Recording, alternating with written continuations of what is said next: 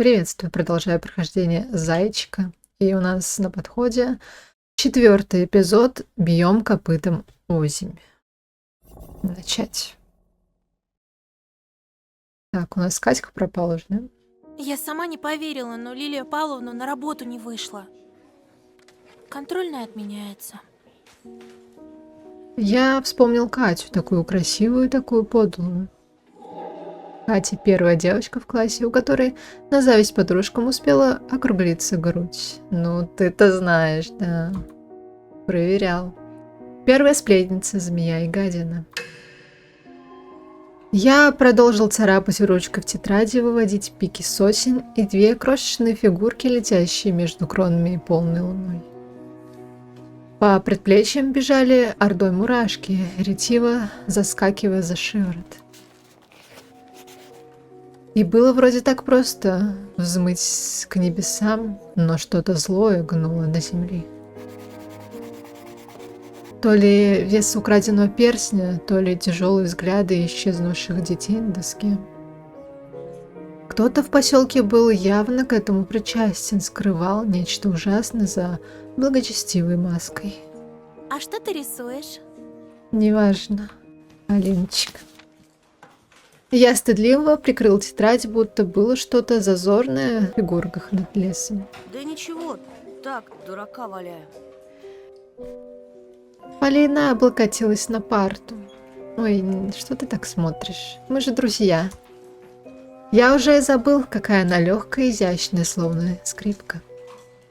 Гнев и ярость, которые обуревали меня вчера во время телефонного разговора, отступили, спрятались в норе, я уже забыл обижаться на Полину. Вот бы она тоже могла прыгать с нами, сняв маску притворной повседневности. Я улыбнулся, представляя, как юбочка Полины порхает на ветру, как звезды искрятся со всех сторон. И она удивленно спрашивает, не сон ли это. А я отвечаю, мол, какая разница. Лицо Полины снова помрачело. Ужасно еще и то, что Катю мне жалеть сложно. Ну, мы понимаем, да. Характер у Катьки такой себе. Я правда ищу в себе сострадание, но вспоминаю ее поступки и... Полина покачала головой. Я чудовище, да? Нет. Нет, подумал я, ты одна из самых красивых девушек, кого я встречала. Но для меня, увы, только на втором месте. Но вслух ничего не сказал. Плохо, наверное, что исчезновение анкеты расстроило меня больше, чем пропажа одноклассницы. Ноздри словно уловили запах конфет, древесной смолы и фейерверков. Ты потеряла анкету? Да, и кто-то сейчас читает чужие секреты. Лес, подумал я, вообразив, как скрюченные ветви поддевают страницы и листают их, трогая детский почерк обледенелыми сучками. Надеюсь, ее найдут. Я не понял, про Катю она говорит или про тетрадку. Хотел уточнить, но увидел, что Полина пристально меня изучает. Что? Ты будто изменился. Какая-то другая мелодия, да? Я пригладил волосы удивленно. Просто не выспался. Сегодня ты точно какая-то другая мелодия. Очень древняя, таинственная. Я подумал о флейте, струющейся между косматыми деревьями. Надеюсь, ты никому не рассказал про наш вчерашний разговор? Нет. Что ты? Но о нем рассказала Катька. Тем двоим. Она кивнула, словно признавалась, что полностью мне доверяет. Я не знал, заслуживаю ли я такого доверия. Может быть, она о телефонном разговоре. Но тогда нет. Никто о нем не знает. Ее волосы каскадом спадали на плечи и так удивительно пахли, что я взлетела без всяких чар к переливающимся звездам какого-то внутреннего космоса. Бяш выпрыгнул, как чертик из табакерки, и резко гаркнул мне в ухо. Опачки! Бяша, кинь, исчезни. Мурна? Тебя это не касается, да? Ты чё, очкарик, Полиночку охмуряешь? Угу. Полина пришла на помощь, хотя я и не просил. Или все-таки просила всем своим видом? Что за глупости? Мы просто друзья. Мгм. Твоя подружка, значит? Ходишь вместе за платьями с этим педиком? Никакой он не педик. И вообще, отвянь от Петрова. Я обязан был что-то предпринять, но вместо этого сидел, вцепившись в край кровати. Ой, в край парты. Ромка хмыкнул презрительно. Баба тебя спасла, уродец. Не баба, Живи пока. а женщина. Но она даже не женщина, а девочка. Хохоча мои враги удалились из класса. Полина грустно улыбнулась мне. Будь сильным. В другой бы ситуации мы бы были, но не в этот раз. Подмывало закричать «я не могу». Не могу быть сильным и дать отпор этим мерзавцам. Не могу защитить себя, тебя, да и кого-нибудь. Да и хоть кого-нибудь. Я жалок. Хочу сгинуть в лесу, зарыться в снег. Хочу домой под одеяло, подальше от людей.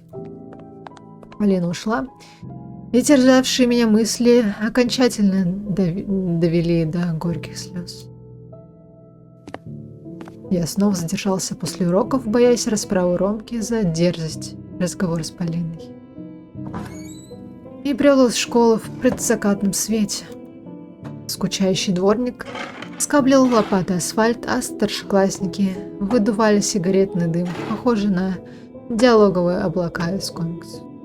Хотелось наполнить эти пустые окошки дружескими словами, но не было ничего дружелюбного в ледяных взглядах ребят.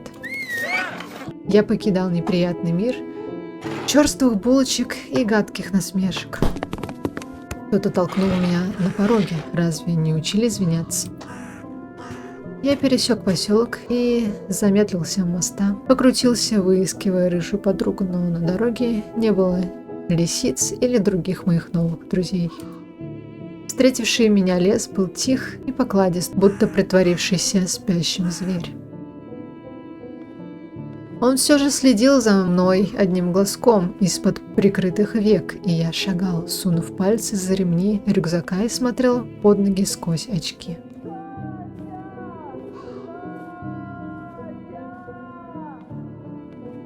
Катьку ищет. Вновь черные тени маячили меж голых деревьев, неустанно повторяя имя, скорее всего, уже мертвой девочки.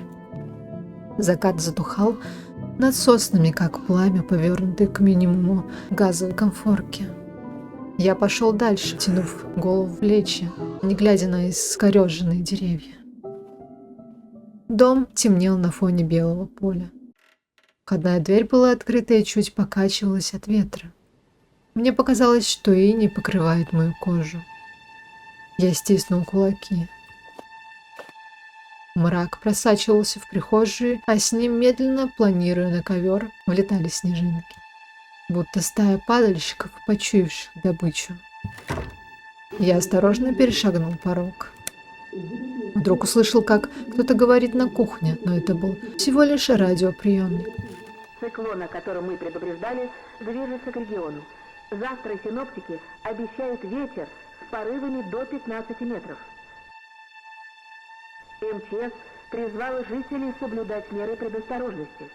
Дороги перекрыты. Холодная воздушная масса арктического происхождения несет с собой буран. Сверху тоже доносились голоса. Опять ругаются родители. Заскрипели протяжно ступеньки. Я делал шаг, а сердце за это время успевало ударить 5-6 раз. Дверь родительской комнаты была отворена.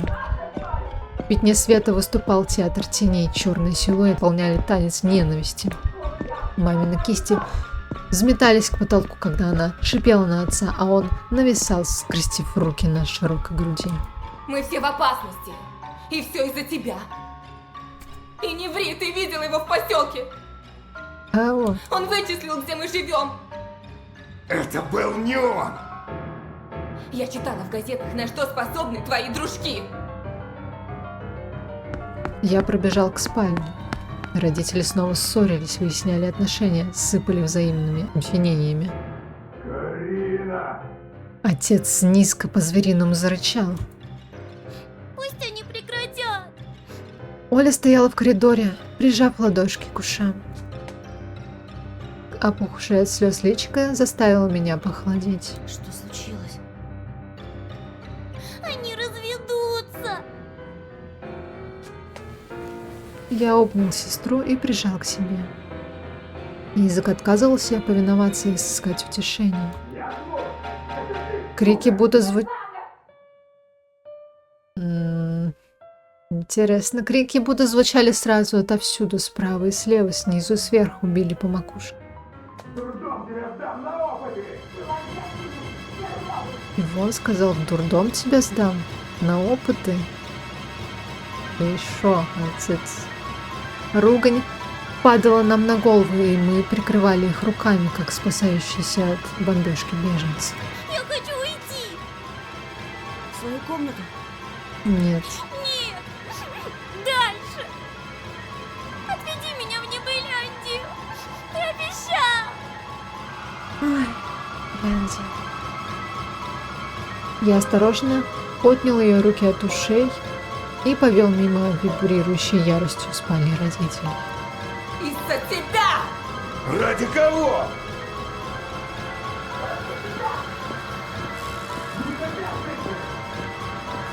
В эти минуты я презирал их сильнее, чем они презирали друг друга. В комнате я заперся на шпингалет и прислонился к дверям, колени подгибались. Послушай, Оля, мне тоже здесь плохо. Ты хотя бы в школу ходишь. Коле тоже плохо. Я невесело хохотнул. Эта школа кошмар. Меня там все ненавидят. Только одна девочка надо мной не смеется. Зато жалеет, как побитого пса. Ты не пес. Ты... Я не понимаю, кто я. Но там, снаружи, ничем не лучше, чем в доме. Где же лучше? Давай пойдем туда. Полетим, поплывем. Если б можно было, я бы все на свете отдал, чтобы уйти и забрать тебя с собой. Верхняя губа Оли дрогнула. Клянешься? Я горько улыбнулся и сказал. Чтоб мне умереть. Что-то стукнуло о карниз снаружи. Оля вздрогнула и бросила взгляд на окно. Бам! Снежок повторно шлепнулся в раму. Ты ждешь кого-то? Опять друзья-звери приперлись. Я не ответил. Отпустил ее запястье, она всхлипнула испуганно. Я прошел по комнате, морщась от каждого родительского скрика. Билась посуда, папа с мамой переместились на кухню. Так у них скоро посуд не останется. Крываем. Я дернул штору и рывком распахнул окно. Ага, Кей, совушка, медвежутка, волчик и, конечно, пленительная Алиса. Все были в сборе и махали нам снизу. Оля ёкнула, завидев девочку-птицу. Я же говорила. Да, знаю, я тебе всегда верил. Кто они? Помимо страха в голове звучало любопытство.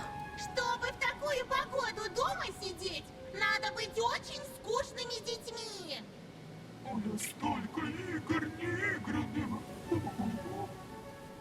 Давайте только не во все игры играть, а то у меня лапка болит. Вот чуть-чуть, и потом отдохнем. Друзья! Выходите скорее играть и танцевать! При виде Алисы сердце забилось сильнее, а внутренний голос буквально кричал: наконец-то, она здесь. А они знают, как попасть в Небыляндию? Угу. Я прикидывал, глядя на зверят. Может быть, пойдем и узнаем. Ну вот куда вы намылились, а? Фигурки лесных друзей обещали избавление от горя, гнева и ужасов ночи. Ты вот чихала на всех, авторитеты, а ветром у тебя говно! То говном? Я проследил, чтобы Оля закуталась потеплее. Все равно как-то легко ты ее надел. Мама лаяла на отца отрывисто, как дикое животное из передачи Николая Дроздова. Где? Давайте посмотрим. Николай Дроздов — советский и российский ученый, зоолог, путешественник, популяризатор науки и ведущий телепередачи в мире животных. Обладает заразительным оптимизмом и трогательным отношением ко всем животным. Так, не надо скрыть.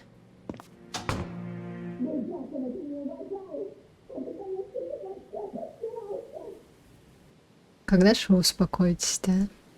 Мы просеменили мимо гремящей кухни и выскользнули под снегопад. Ко мне тут же подбежала Алиса и обняла меня, уткнувшись холодным носом в шею. Как же долго! Пока мы вас, домоседов, ждали, то чуть не состарились. Она прижалась еще сильнее. Оказывается, ждать так утомительно. Ну уж, извините. Фу, дайте хоть минуточку в себя прийти. Однажды я тоже долго собиралась. А когда закончила, то и вовсе забыла, куда. Оля смотрела на сову с подозрением. Сразу применилась в лице. Ой, у меня зайка, кстати, в шапке. Но хикнула, когда та вдруг перекувыркнулась через себя и лихо встала на снег, даже не пошатнувшись. Остальные звери, как по команде, перестали дурачиться и тоже завороженно смотрели на Олю. Это же та девочка, что не хотела со мной дружить. Но, может, нужно было нормально к ней постучаться, а не смотреть просто тупо. Меня зовут Оля. Раньше я просто тебя боялась. Тебя испугала наша совушка? Может быть, у нее совофобия? А это лечится? Главное, чтобы ребенок не боялся веселиться. Иначе с нами можно умереть от страха. Я поразился, поняв, что губы мои складываются в улыбку. Встречаясь с Алисой, будто переходил через реку, журчание которой глушило все дурные мысли. Какие у вас красивые костюмы! Девочка-лисичка рожала свои объятия и присела рядом с Олей. О, какая очаровашка! Антоша, почему ты прятал от нас это милое создание раньше? Ну, мало ли, вы убьете ее. Я покосился на дом, опасаясь, что родители могли заметить нас и, как всегда, испортить все веселье. И сказал, обняв сестру. Давайте отойдем подальше. Запросто! Оля, а ты знаешь, как найти в нашем лесу Деда Мороза? Глаза сестренки округлились. Как? Нужно идти по сладкой тропинке. Алиса наклонилась и вынула из снега конфету. О, маска. Конфета. Оля всплеснула ладошками. Посмотрела на меня вопросительно, я кивнул. Ну куда? Что ты берешь, блин? Непонятно кого. Сестра захрустела конфетой. У нас что, в лесу завелся Дед Мороз? Ага. Почему? Ты мне не рассказывала. Я рассказывала. Сегодня днем. Но ведь днем я сплю. Ага. Вот я и рассказывала, пока ты спала.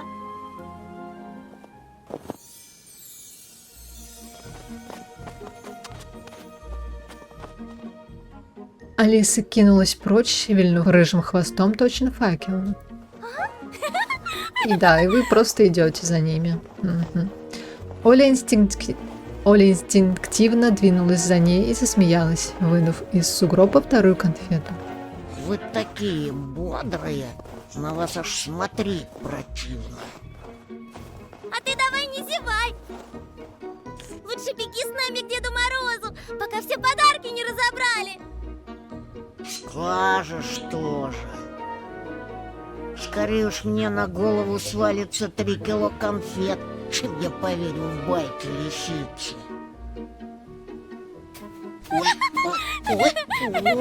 Когда сладости стали падать на макушку медведя, я сам не удержался от смеха. Так забавно он ойкал и втягивал шею. Так, что у нас тут лежит? Так, опять же, ириска. Урба вижу. Еще, по-моему, ириски. Вот эти вот. Золотой ключик вроде бы. Эти вообще без упаковки. Урба. Ну ладно. Угощения переливались на снегу. Медведь чихнул и достал из уха Мишки на севере. Я бы вздремнул часок. А уж потом пересчитал все эти шоколадки. У меня такое подозрение, что тут не больше килограмма.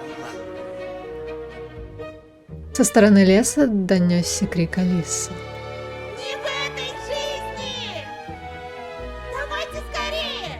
Дед Мороз уже заждался нас во дворце!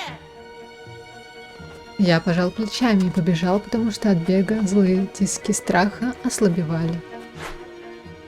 Что-то круглое пролетело возле моего виска. Я решил, что это снежок, но Оля воскликнула. Зефир. Не подбирай, он испачкался. Вот-вот. Надо Ты брать что, его. веришь в микробов? Очень верю. Ты нет? Раньше верила. Хотя... Помнить себя в детстве я чё только не из пола не жевала, блин. Стройные сосны великаны встречали нас с шорохом своих лап. Снег снова валил снизу вверх в бесконечное черное небо. Сугробы полыхали, точно расплавленное серебро. Как же красиво! А я думала, в лесу страшно. Нас родители пугали лесом, снегом и совой. Ну а мы с собой играли в снежной чаще под луной. Я старался не упускать из виду Олю, но это было довольно сложно. Сестра то кидалась за кусты, подбирая все новые конфеты, то смеялась и выпрыгивала на тропинку. Совушка пронеслась над нами, села на ветку и заухала, мотая головой. Волчик вскопал мордой снег, высунул горсть жвачек и проглотил, не снимая обертки. У тебя будет несварение. Волк испугался и выплюнул жвачный ком. Враки, злые собаки. Нет никаких несварений. Ага, нет. Вся эта чушь случается только со взрослыми. Только со взрослыми? Да ты что? Алиса встала как вкопанная и важно отодвинула полог переплетенных веток. Так в театре открывает занавес. Снежный замок. За преградой была поляна, а на ней серебрился дворец изо льда. О, это все взаправду? Защипнуть тебя. Не надо ее щипать. Мы смотрели на сверкающее чудо. Башенки и стены были выложены из снежного и ледяного мрамора. Где-то ласково звенели колокольчики, отчетливо пахло шоколадом и жженым сахаром. Милости прошу к нашему шалашу. А это случайно не черный гараж, который здесь нам представлен в виде ледяного дворца? Дважды приглашать не пришлось, мы вошли в замок, вертясь их, жмурясь от слепящих искр. Здрасте. Дед Мороз сидел на сверкающем троне. Ой. Так, ну-ка. Дед Мороз. Пушистые помпоны покачивались на раздвоенной шапке. Белоснежная борода скрывала спокойную улыбку. Помпончики на раздвоенной шапке — это, походу, рожки. Он был таким, как я его себе воображал давным-давно, когда еще верил в мамины сказки, высоким, сильным и косматым, излучающим одновременно мороз и тепло. И голос его, густой и глубокий, окутал меня, словно дым праздничного костра. Антон и Ольга! Ох, и намучились же вы, ребятки, пока сюда добирались. Что ты, дедушка? Мы быстро дошли. Сестра заговорила с хозяином замка иначе, чем с другими взрослыми, звонко, беззаботно, словно он был ее ровесник. Знаю, все знаю. Мне мои друзья докладывают. Погоди, друзья? Но тебе в курсе только Лисичка же вроде. Кто был покладистым весь год, того подарок утром ждет. А кто ленился и грустил, пускай он дедушку простит. Лентяем и грустяем конфет не запасаем. Вы это грустяем уделяете. Эй. А я не ленилась. И о том знаю. Он обвел нас пристальным взором. Маска Деда Мороза скрывала настоящее лицо. Все это время я молчал и смотрел, мой взгляд будто примерз к старику. Я мог принять живущих в лесу детей и фантастические прыжки до Луны, но Дед Мороз в ледяном замке ошарашил настолько, что я лишился дара речи. Прыжки до Луны, да. Угу. Есть у меня для вас кое-что особенное. Тоже. В его огромной руке появился мешок. В нос ударил запах какао, халвы и мандаринов. Спасибо, но мы уже ели конфеты. Дед Мороз поглядел на меня внимательно. Разве то конфеты были? Так, одно название. Вот у меня конфеты волшебные, прямиком из Небыляндии привезенные. Да вы что? Из Небыляндии? Сразу бы вам их дал. Заслужили. Но есть правила. Надобно вам 3 дедушкины загадки отгадать. Попробуйте. Я не успел разлепить пересохшие губы. Тогда слушайте первую. Давай. В нем живут машины и хранятся шины. Гараж. Я посмотрел по сторонам на детей в масках. Они замерли в углах, но их тени плясали на стенах. Кто-то тихо гудело, и я подумал, робея это ворчат их желудки. Гараж! Верно. Теперь вторая загадка. Подключайся, Антон. Весь день ходит, как тень, посудой гремит, на всех шипит. Я вопросительно вскинул бровь. Мама? Оля потянула руку. Можно я? Можно я? Это кошка! Верно! Хо-хо! Осталась последняя загадка, и подарки ваши. Только вот незадача, ребятушки. Запамятовал я, о чем же была эта загадка. А может, наши друзья-зверята нам подскажут?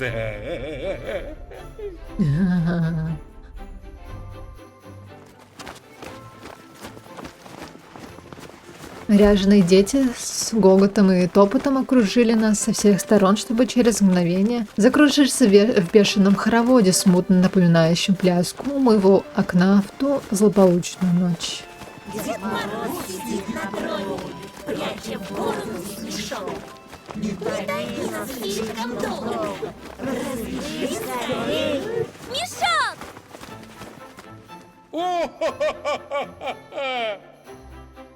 Дед Мороз засмеялся довольный. Убедили старика. Получайте.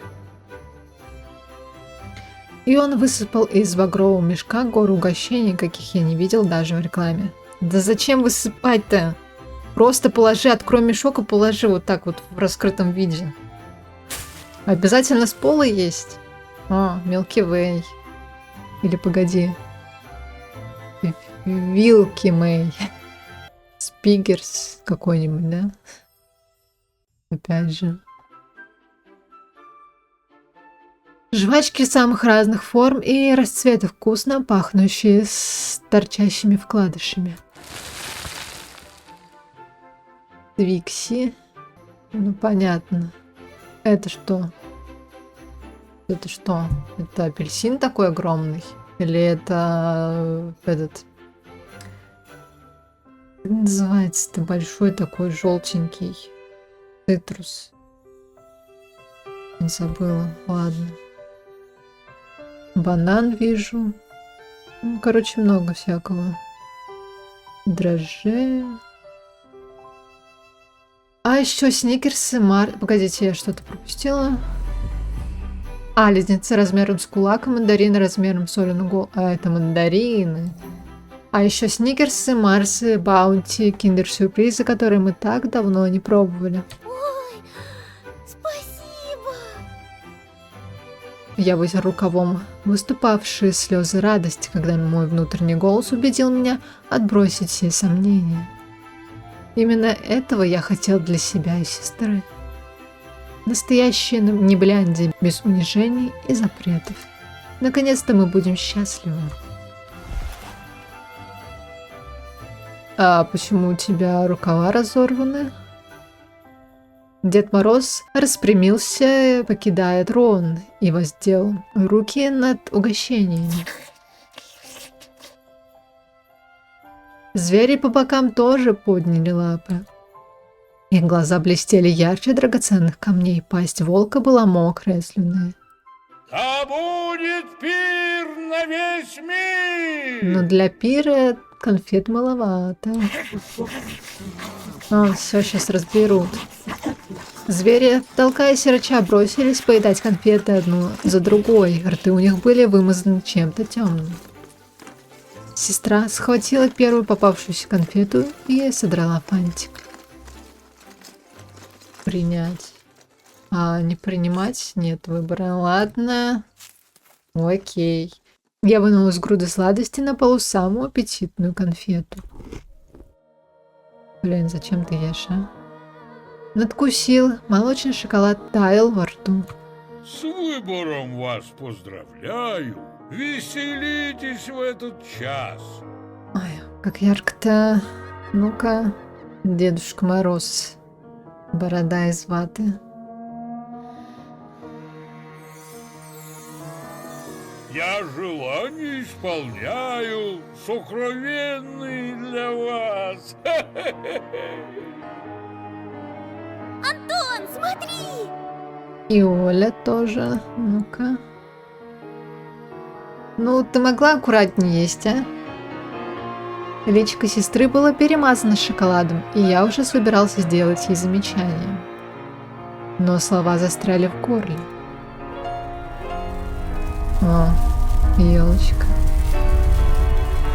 Гигантская ель устремлялась к звездам и исчезла где-то в космосе. Ее венчала круглая луна. Огромные шары сияли на ветвях. Гирлянды переливались всеми цветами радуги. Крыша исчезла, и над нами раскинулись миллиарды созвездий. Символично. Как раз скоро Новый год. Музыка, смех, аромат хвои и сладости. А рядом плясали медвежутка, волчик и совушка. Погодите, вот. И снежинки падали задом наперед. Я засмеялся, потрогал пышную позолоченную мишуру. Все по-настоящему. Это что? Это она? Да. А вы тут не про Небылендию случайно говорите? У нее самую, да. Это и есть Небылендия? Алиса манерно поклонилась. Горы переливались и мерцали, моя душа мерцала им в унисон. Я становился зимним волшебным лесом, мягкой и ласковой хвоей, всеми созвездиями сразу. Добро пожаловать домой. Вот где всегда был мой дом. Снег искрился и слепил. Оля закружилась в танце, схватила по конфете в каждую руку. Волчонок жонглировал киндер-сюрпризами. Ты видел? Вон там Дэнди, всякие разные игрушки. Барби вижу. Окей, приставки, тетрисы, куклы, трансформеры лежали под елью, словно их грузовиками свозили сюда. Это все наше! Я понял, что даже танцую, и ответил, не прерывая дыхание. Многовато для нас одних. Я бы поделился с кем-нибудь. А ты? Ну, если с кем-то хорош. Какие-то дети стояли у кромки опушки и зачарованно глазея на праздник. Эй! Я прыгнул через всю поляну и плавно приземлился возле них. Хотите с нами? Что еще за дети? Куда вы взялись? Спрашивайте. Дети взялись за руки, я повел их цепочку подарком. Не было ничего лучше, чем вести кого-то по тропинке к мечте.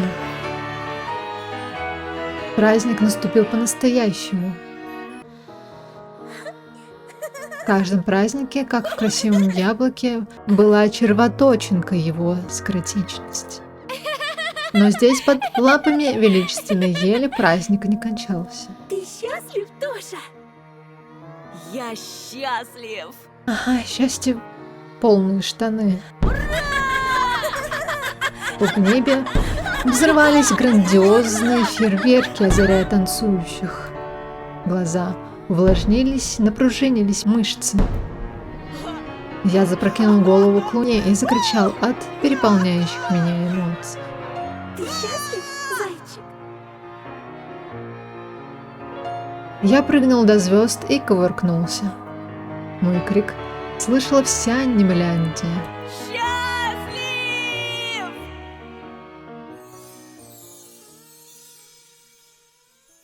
Но все это закончилось. Я проснулся с улыбкой впервые за долгие дни, проведенные в новом доме. В этот раз счастье не отпускало, и, наслаждаясь им всем телом, я сладостно потянулся. За окном, радуясь яркому январскому солнцу, весело пели красногрудые красавцы-снегири. Их чириканье дарило мне надежду, что однажды лысый лес за окном вновь обратится в райскую кущу на радость родителям и сестренке. Детский топот ног и собачий лай наполнили коридор. Дверь в мою спальню широко распахнулась, обдав меня теплым ветерком и ароматом свежезаваренного кофе. Ой, это ж Джулька. На пороге стояла светящаяся от счастья Оля, а в ее руках непрерывно ерзала, виляя хвостом, умилительная Жулька. Ну, понятно, это сон. Тоша, гляди! Погодите. Хотя, нет, Полина у нас была уже в превьюшке. На глазах сестры выступили слезы радости. У меня теперь есть собака! Здорово. От столь потрясающей новости я даже подскочила с кровати. Да ведь это же Жулька. Ага. Сам ты жулька! Ее зовут принцесса. Да, ваше высочество? Собака одобрительно тявкнула. Тук-тук. Можно к вам? Ой, какие радостные морды. Это точно сон, к сожалению. К моей полной неожиданности улыбающийся папа переступил порог, и, что более удивительно, в обнимку с мамой. Как тебе пополнение? Мне эта дуреха под колеса бросилась, еле вырулил. Машину поцарапал, думал, голыми руками удавлю. А заглянул ей в глаза. Они такие, как бы сказать... Умные. Во! А сама дрожит вся. Ну, говорю, ладно, доедешь со мной до дома и сиденье не обгадишь, тогда оставайся. Принцессы не гадят.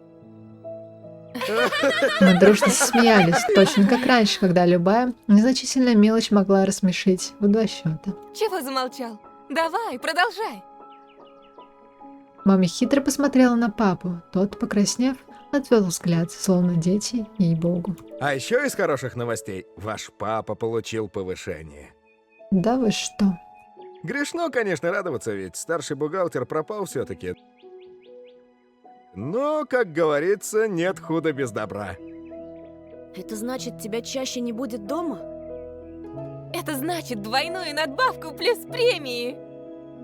И чаще не будет дома. Правильно, Карина. Так что готовьтесь. На следующей неделе нас всех ждет семейное путешествие. От этих слов мое сердце забилось сильнее. Куда? Диснейленд. Оля даже выпустила дворняжку из крепких объятий. Неужели в Макдональдс? Макдональдс. Скажешь тоже, Оль. Бери выше. Мы давно уже планировали эту поездку, Нет. да все не получалось. Все-таки Диснейленд. Вы уж простите нас, ребятки. Мама кулачком смахнула слезу. Да ладно тебе, Карин. Все в прошлом. В общем, собирайте чемоданы, летим в Диснейленд! Ура! От радости мы с сестрой запрыгали до потолка к нам. Присоединилась раззадоренная громкими речами собачонка. Ура! Диснейленд! Диснейленд! Наш восторженный визг целиком заполнил дом, пронесся по чердаку и водосточной трубе, облетел двор и скрылся в сверкающем белизной лесу. А вместе с ним ушло и страшное слово на букву «Р». Я поклялся, что навсегда запомню этот день, когда с родителей наконец-то спали маски пренебрежения, а под ними оказались лица людей, которых мы всегда знали и любили. Лилия Павловна все еще не вернулась в школу из-за пропажи Кати, поэтому сегодня я выспался и шел засветло только к 3-му уроку. Положенная тропинка вела к чернеющим домикам на фоне белоснежной равнины, где из дымоходов уже валил сизый дым, пахнущий березовыми и сосновыми поленьями. Крепкий ночной мороз окончательно спал, задремав под солнечными лучами, и на белых шапках крыш заиграли ледяные искры. Я остановился, уверенный, что сегодня никто не в силах испортить мое настроение. Ни мой персональный мучитель Петифанов, ни его гадкий прихвостень Бяша, ни сверкающий нож, грозивший спороть мне брюхо, как дохлой рыбе. Даже пренебрежение и жалость, с которыми на меня порой смотрела Полина, словно оставались в прошлом, забылись, как дурной сон. Все кануло в небытие. Откуда-то протяжно замычала корова. Я выпал из секунды неги и двинулся дальше, хрустя снежной пеленой под подошвами. Высоко над головой плыли косматые облака, в чьих очертаниях угадывались милые сердцу силуэты зверят.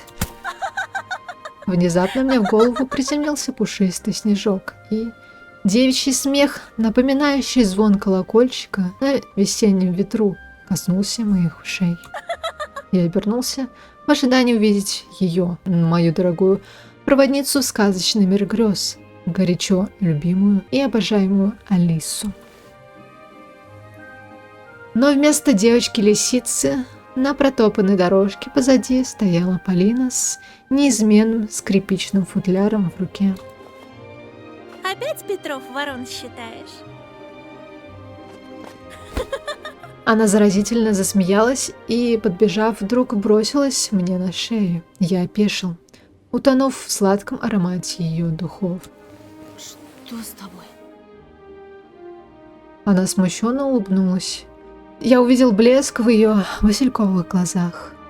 Дедушка мой, он снова может ходить, представляешь? В это даже сельский врач не верил, а он будто назло ему встал и пошел. О, это самый счастливый день в моей жизни, Антон! Она зарылась лицом в мою грудь, цепила руки на шее, словно я был для нее больше, чем просто друг. Я взволнованно начал озираться. Полина, нас могут увидеть. Из-за Пятифанова беспокоишься? Брось ты это дело, его и след простыл. А в чем дело? Я недоверчиво отодвинул Полину, пытаясь понять, розыгрыш это или правда. Ну ты чего, не веришь, что ли? К нам вчера, буквально ночью, старший лейтенант Тихонов приезжал. Так и так, Бяша потерялся, а вместе с ним и дружок его Ромка. Мимо нас прямиком в зимний лес прокатили лыжники. Полина склонилась ко мне поделиться шепотком, не выпуская спортсменов из виду. Как я поняла, во всех этих исчезновениях Тихонов подозревает Пятифанова. Да ладно. Я сама в шоке. По слухам, у Ромки того. Совсем шарики за ролики заехали. У него ли? Да я, в принципе, и не удивлена. Что ты имеешь в виду? А ты не знал? Он из проблемной семьи. Ну, это мы в курсе, да. Даже думать не хочу, что творилось у них дома. Ромка всегда казался мне чрезмерно жестоким, без повода озлобленным на всех подряд. Теперь чернота, что была у него внутри, выплеснулась через край и загубила множество невинных детских душ, даже его собственную. В это было сложно поверить, но, глядя на Ромку, я чувствовал, что приблизительно так все и кончится. Пойдем скорее, а то опоздаем. Полина схватила мою ладонь и, весело смеясь, побежала по проселочной дороге. И с каждым шагом, с каждым смешком и шуткой позабытое тепло обволакивало мое сердце. Всеобъемлющая влюбленность вернулась ко мне, и казалось, что уже никогда меня не покинет. Перед входом в класс я попыталась отпустить руку Полины, стесняясь, что одноклассники будут дразнить нас женихом и невестой. Тили-тили тесто, жених и невеста. А Полине было словно все равно, и она только сильнее сжала мою ладонь, отворяя дверь. И действительно, избавившись от коварной Катьки, бессердечного Ромки и ехидного Бяши, наш класс словно бы излечился от паразитов, стал дружелюбнее и отзывчивее. Никто больше не смотрел на меня залитыми злобой глазами, некому было харкнуть в меня кусочком жеванной бумажки через полый корпус шариковой ручки. Я сел за свою одинокую парту, когда рядом уселась Полина. Меня это нисколько не удивило. Она была такой очаровательной, что я мог бы назвать ее своей музой. А как же Алиса? Хотя Полина это может быть как раз-таки Алисой. Ну ладно. Подхваченный волной вдохновения, я вытащил из рюкзака альбом для рисования. облизнув грифель карандаша, не выпуская из поля зрения свою модель. Она вновь улыбнулась мне. Что ты задумал? Рисовать будем. Спокойствие. Работает профессионал. Я наметил будущие контуры обворожительного силуэта. Знаешь, я часто наблюдал за тобой отсюда. Она бросила взгляд на свою бывшую парту. Смущенно убрала за ушко локон. Правда? Несколькими широкими линиями я обозначил миленькие скулы. Мне никогда еще не удавалось с такой точностью взять пропорции чего-либо лица. Полина. Что, Антон? Она замерла, боясь неверным движением помешать мне развеять волшебство. Наклонись, пожалуйста, сюда. Вот так, да, хорошо. Вот и делаешь. За 18+ тут пошло. Ну-ка, застегнулась быстро. Вы все-таки в школе находитесь. Распоясались совсем. Задыхаясь от волнения, Полина расслабила узелок шейного платка. Ага, хорошенько она тут и расслабила его. Я всегда хотел тебя нарисовать. Наши глаза встретились. О, Антон. Это что за вздохи? Карандаш носился над бумагой, яростно штрихуя тени на ее груди. Скажи, ты согласна стать героиней моего комикса? А ты чего задыхаешься? Сладкая дрожь пробежала по ее телу. Она томно закатила глаза от удовольствия. Что происходит? Так, погодите. Да! Да! Как долго я ждала этих слов, милый! От напряжения грифель карандаша не выдержал и, щелкнув, разлетелся на мелкие осколки. Я не мог поверить, глядя на рисунок. Что там такое? Ага. Ужасная мазня смотрела на меня. Там, где секунду назад было лицо Полины, сейчас красовалось бесформенное месиво. Я не сразу понял, что сижу за партой в пустом классе. А вот все и развеялось. Раз-два, зайчик, мясо. Пылинки летали в лунном свете. За окном была ночь, и куда-то подевались одноклассники. Полина, ощущение эйфории. На доске кто-то написал мелом считалочку, но стер часть слов, и считалось лишь раз-два, зайчик, мясо. Дурацкая ухмылка сползла с моих губ. Я встал, ущипнув себя за запястье. Тишина была оглушительной. Во рту стоял привкус блевоты, а в ушах звенело, как от нескончаемого вопля, полного отчаяния и ужаса. Эй, кто-нибудь! В коридоре роились тени, или роились тени. Я шел мимо заколоченных классов, мимо пятен гнили на стенах и серебристой паутины. Сколько много пропавших. Я шел мимо заколоченных классов, мимо пятен гнили на стенах, а пауки быстро перемещались под потолком. Лампы тревожно мерцали. Ошеломленный, я встал напротив доски объявлений. К портретам Семена и Кати добавились сотни других фотографий. Черно-белые распечатки клеили одну поверх другой. Жуткий коллаж из детских лиц глядел провалами глаз. Да тут не только дети. Не в силах выносить пытку этих внимательных дыр, я выбежал из школы.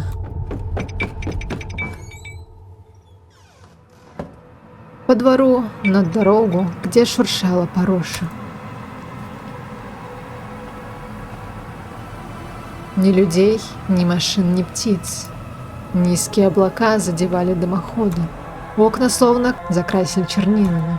Фотографии пропавших облепили столбы и заборы бумажной шкурой. Не только детей, но и взрослых. Кажется, все жители поселка стали черно-белыми призраками на снимках с пометкой «Разыскивается». Я брел в тишине по умершей улице. В некоторых домах были выбиты стекла, ветер хозяйничал, рыская по комнатам. Одни двери качались от его порывов. На штакетинах висели детские курточки, их рукава шевелились, тянулись ко мне. Пустой поселок, пустая оболочка. Что здесь случилось? В переулке задрахтел, опрокидываясь мусорный бак. Что-то промелькнуло в оконных проемах обугленного сельмага. Я побежал прочь от закопченного фасада. За колодцем утробно рычали. Я ускорился, стараясь не замечать тьмы во дворах, кровавых собачьих будках, в покосившихся сараях. Луна показалась из-за облаков. В изнуряющей тишине что-то пронеслось над головой. Словно кукурузник перелетел с кровли на кровлю. Меня накрыла огромная тень.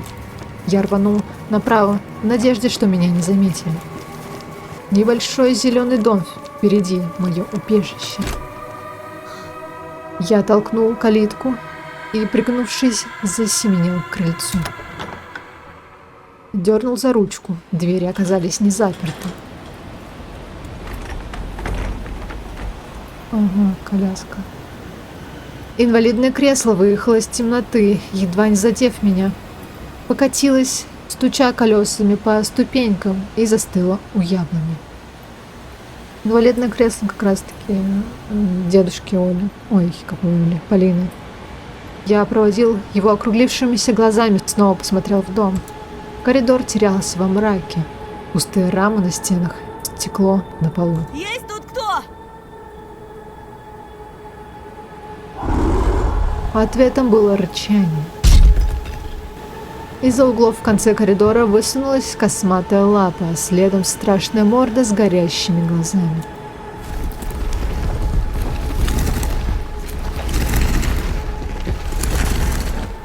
Огромный разожравшийся зверь выполз на брюхе. Извиваясь, как гадюка, он едва вмещался в коридорное жерло. Протискивался, скобля когтями половиц. Челюсти клацали, капканом в сантиметре от моего лица. Чудовище застряло в проходе. Лапы били по стенам, слюна брызгала из пасти. Я развернулся уносить ноги из кошмара. Не тут-то было. Горбатый филин, крупнее взрослого человека, приземлился у калитки, закрывая дорогу. Клюв щелкал неустанно. Это кто? Сбоку спучился сугроб, и нечто похожее на гигант с землеройку ползло наружу. Я упал на колени, словно молился этим древним созданием. Из темной норы выползла скалящаяся в улыбке тварь, драпированная грязным лисьим мехом.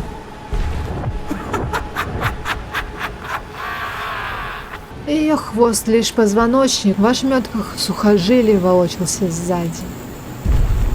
Тела существ ужасно исказились, и я решил, что схожу с ума.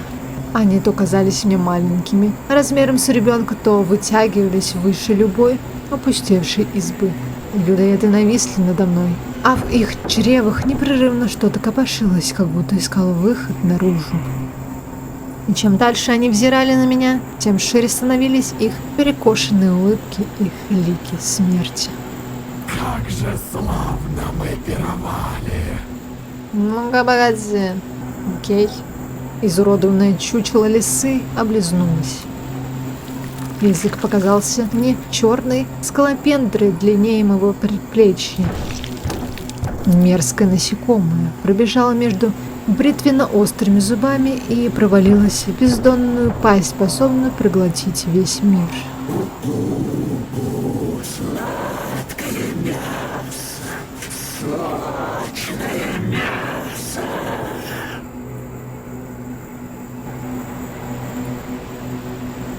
Хлеб пожирали, Так и будем впредь.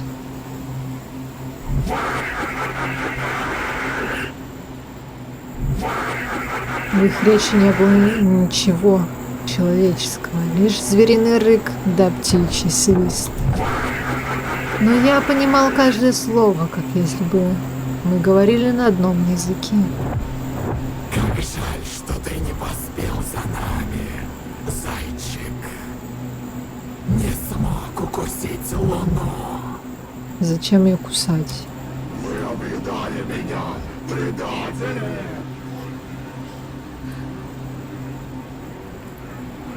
Ты сам не захотел есть свою семью.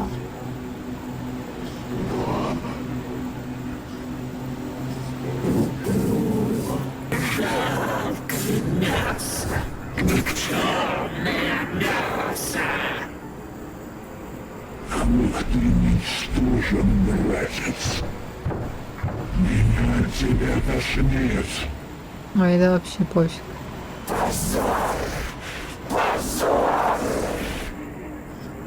Какой волчик. Неописуемый ужас объял меня, как хохочущие звери потянули ко мне свои когтистые лапы. Как вдруг нечто, притворяющееся лисой, громко залаяло. Глупцы! Его черед нести угощение. Зайчик кушать принеси, да.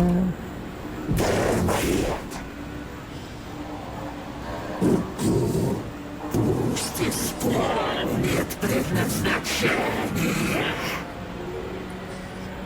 К завтрашней ночи ждем места, а иначе...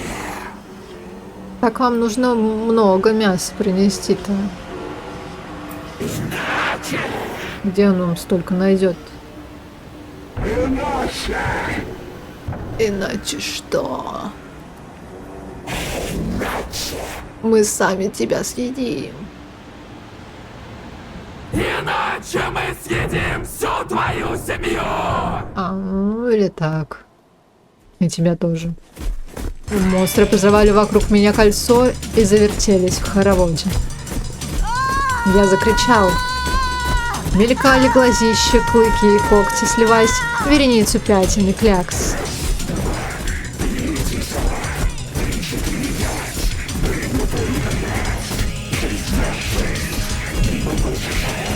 Семь, 8, бьем копыта, 8.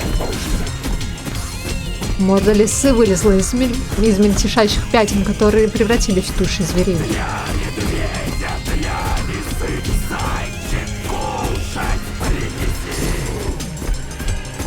Вопль отчаяния, мой вопль загудел по закоулкам вымершего поселка. Круг замкнулся, и я бросился на утёк. Будто несся в охотничьи селки, моя голова трещала в ней. Танцевали, врезаясь друг в друга, падая, поднимаясь снова, пускаясь в пляс уродливые образы. Взмахивали крыльями, лезли мне в лицо, клювами и слюнявыми пастями. Орали, прыгали так, что кровь вот-вот пойдет из ушей от грохота и криков или от внутреннего давления, раскалывающего черепа. Шапка сбилась на глаза, отчего казалось, что небо скособочилось, будто готовое рухнуть крыша. Снег, как побелка, сыпался сверху.